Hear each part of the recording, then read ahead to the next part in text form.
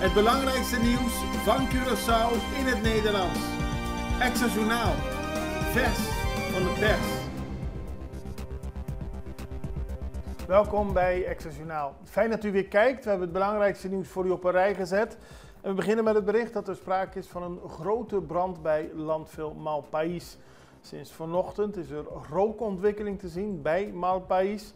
En uit beelden blijkt ook dat er verschillende plekken vuur is ontstaan. Dat zorgt voor die rookontwikkeling, daar wordt aan gewerkt. Maar het is een gevolg van een situatie die een week of 2 geleden is ontstaan. Waarbij er onvoldoende machines zijn om het vuil af te dekken. Dat leidt tot ongedierte, maar dat leidt ook tot een gevaar van brand. En er is sprake van een strijd tussen Celicor en de minister van Financiën over of er nu al geld gestort kan worden naar Celicor, zodat hij kan zorgen dat alle vrachtwagens die nodig zijn om het vuil af te dekken daadwerkelijk ook gerepareerd zijn. Daar wordt over gesproken, want het ministerie van Financiën wil ook eerst duidelijkheid over verschillende vragen over de financiën van Celicor. Maar in ieder geval is de rookontwikkeling duidelijk te zien, duidelijk zichtbaar en voor de de omwonenden natuurlijk erg vervelend. Bewoners Apollostraat zijn gaten in wegdek zat. En daarvoor hebben ze wat aandacht gevraagd door oude autobanden in de grote gaten te zetten.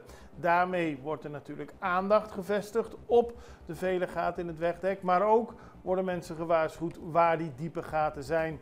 Volgens de Extra zijn verschillende mensen in de omgeving al in een van die gaten gereden. Met alle gevolgen van dien, lekke banden of echt schade aan de auto. De bewoners hebben al vaak geklaagd, maar willen dat er daadwerkelijk iets aan wordt gedaan.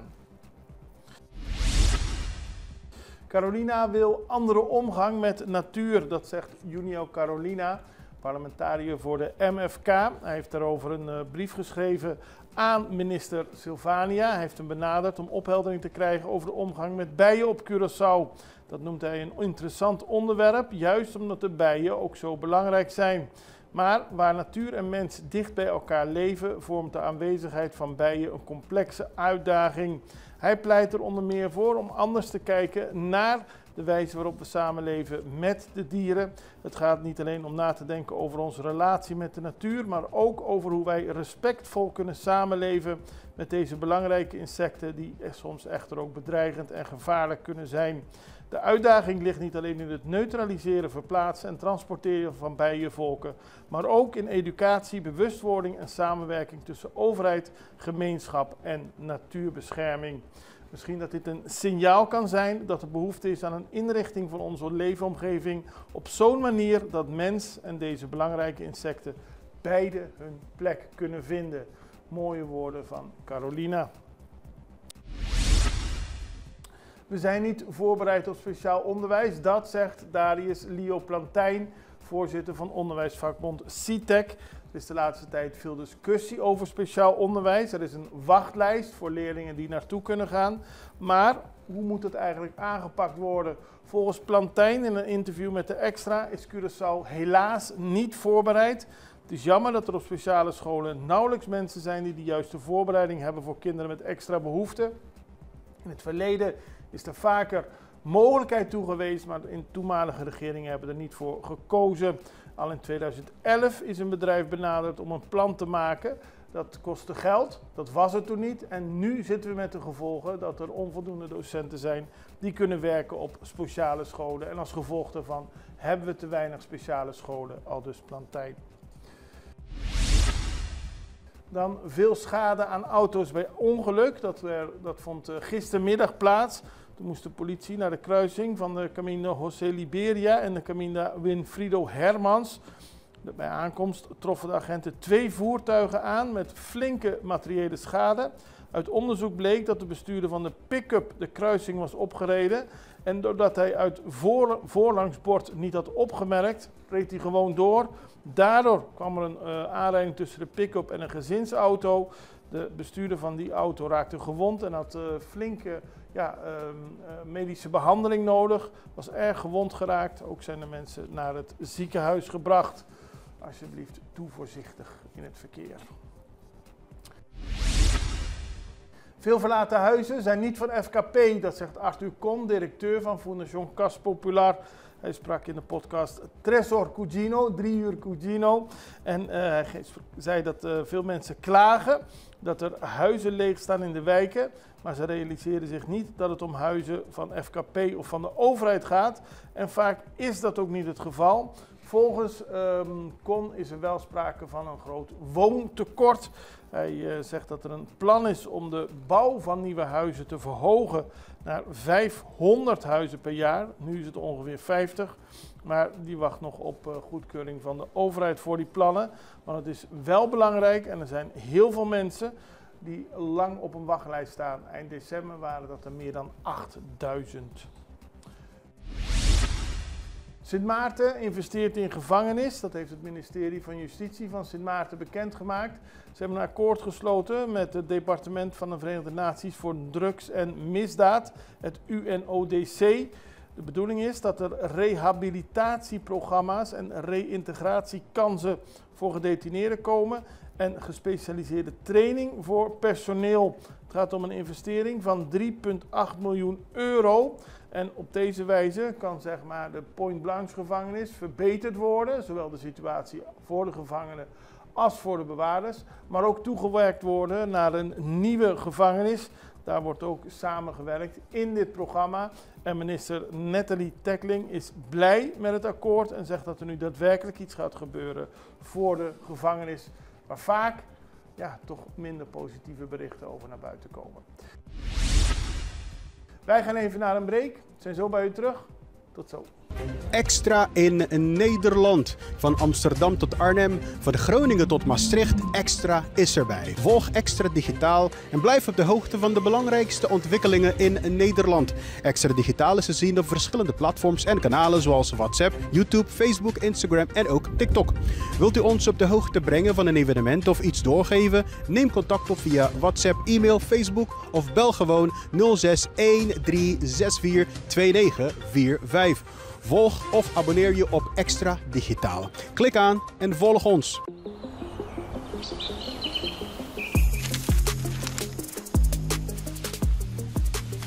Welkom op Curaçao, een van de mooiste eilanden in de Caribiën. Een ware parel. En het is een eiland waar je van heel veel zaken kunt genieten. Van de natuur, van de zee, van het eten, van de mensen en zoveel meer.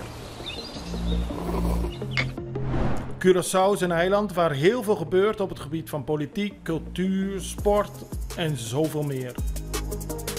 En Extra Journaal brengt het belangrijkste nieuws van Curaçao. Maar we hebben ook aandacht voor al het nieuws op Bonaire en Aruba en op de bovenwinden, Saba, Sint Maarten en Sint Eustatius. En we belichten al het nieuws van alle kanten. Het nieuws is duidelijk, actueel en vers van de pers. Extra Journaal, elke werkdag op Salto. Op Curaçao zijn we de hele dag bezig met het maken van Extra Journaal. Volg ons op je favoriete Amsterdamse zender, Tauro.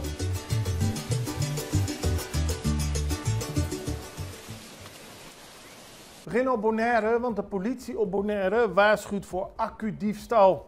Het Korps Politie Caribisch Nederland op Bonaire heeft de afgelopen tijd meerdere meldingen ontvangen van diefstal van accu's op bedrijfsterreinen. De politie waarschuwt ondernemers en omwonenden om extra alert te zijn. De diefstallen lijken zich vooral te richten op de accu's van vrachtwagens die op bedrijfsterreinen staan in en rondom de Cayo Corona. Iedereen die iets verdacht ziet, moet direct contact opnemen met de politie, aldus de politie.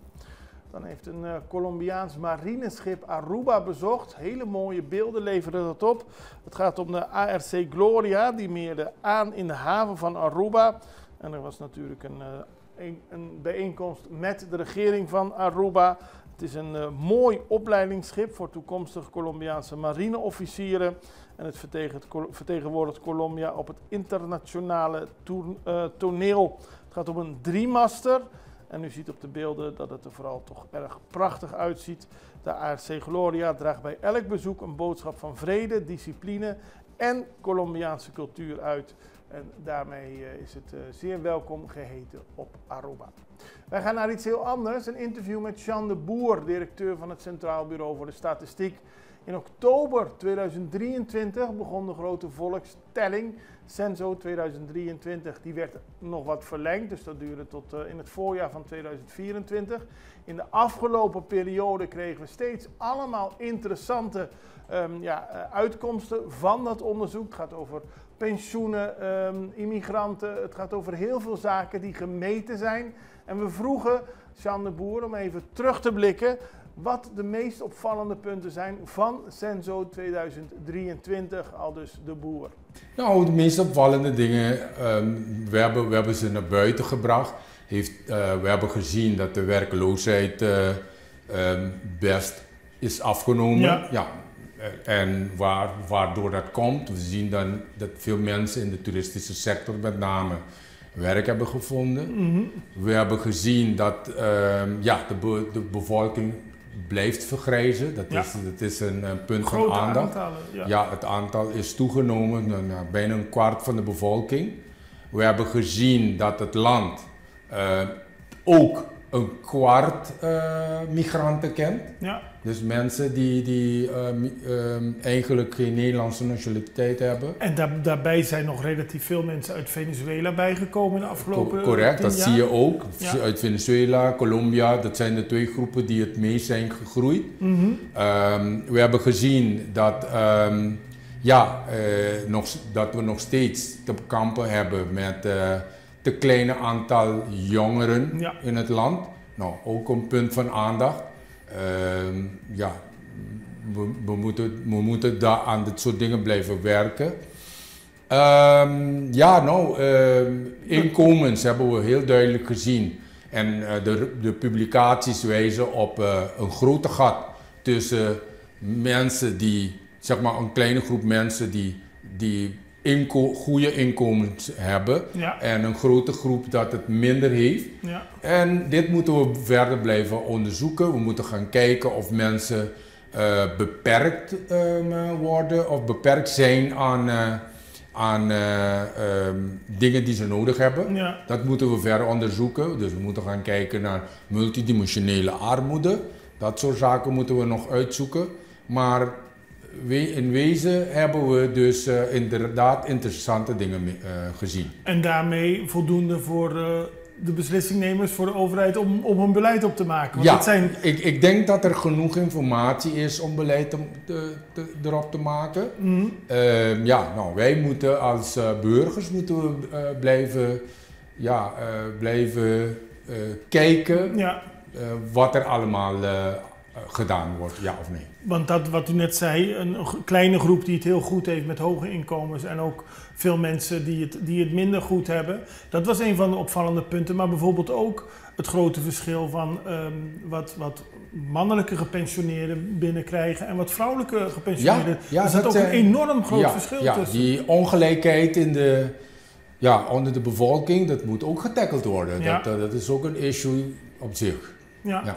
Wat mij verder nog opviel, is dat mensen die vanuit Nederland komen, daar geboren zijn, als ze hier werken ook een veel groter inkomen, hoger inkomen gemiddeld hebben dan de mensen die op Curaçao geboren zijn. Zou kunnen, maar je moet het niet, ze zijn niet altijd lokaal actief, hè? Je moet ook rekening houden met digital nomad. Mensen die bijvoorbeeld vanuit Curaçao werken en dus een salaris vanuit Nederland ontvangen. Later vandaag kunt u het hele interview in het Nederlands zien met Jean de Boer op de sociale media van Extra. Dan gaan we naar internationaal nieuws, want Venezuela heeft laten weten dat van de 252 Venezolanen die 4 maanden in een beruchte Salvadoriaanse gevangenis hebben gezeten, er eigenlijk niemand is die tot de bende Tren de Aragua behoort. En dat was volgens Amerika de reden om die mensen op te pakken en naar El Salvador te sturen. Tren de Aragua is een grote bende in Zuid-Amerika, Noord-Amerika, Midden-Amerika. En Amerika zei dat die Venezolanen daar lid van waren. Die zijn 4 maanden naar El Salvador gestuurd en die zijn onlangs teruggekeerd. Soms met vreselijke verhalen over verkrachting, over gebrek aan gezond eten en drinken, over mishandeling. En nu is daar door onderzoek naar buiten gekomen, volgens de minister van Binnenlandse Zaken Diosdado Cabello, dat het allemaal leugens, grote leugens waren. Ze zeiden ons dat ze allemaal van Trinidad waren. Dat is niet waar. In werkelijkheid hadden slechts 20 van de 252 een strafblad, waarvan 7 voor ernstige misdrijven en geen was gelinkt aan de bende. Dat zegt de minister van Binnenlandse Zaken. En hij vraagt zich af waarom Amerika dit heeft gedaan. Hij herhaalde de verwijten van president Donald Trump. Die zei dat de bende tot terroristische organisaties behoorde. En dat die moesten hard optreden tegen mensen die zich bezighielden met ontvoeringen, overvallen, drugs, prostitutie en afpersing in Amerika. Maar volgens de minister is dat allemaal gelogen. Wij zijn aan het einde gekomen van deze aflevering van Extra Journaal. We zijn er morgen weer en ik hoop u ook het allerbeste. Tot ziens. Dag.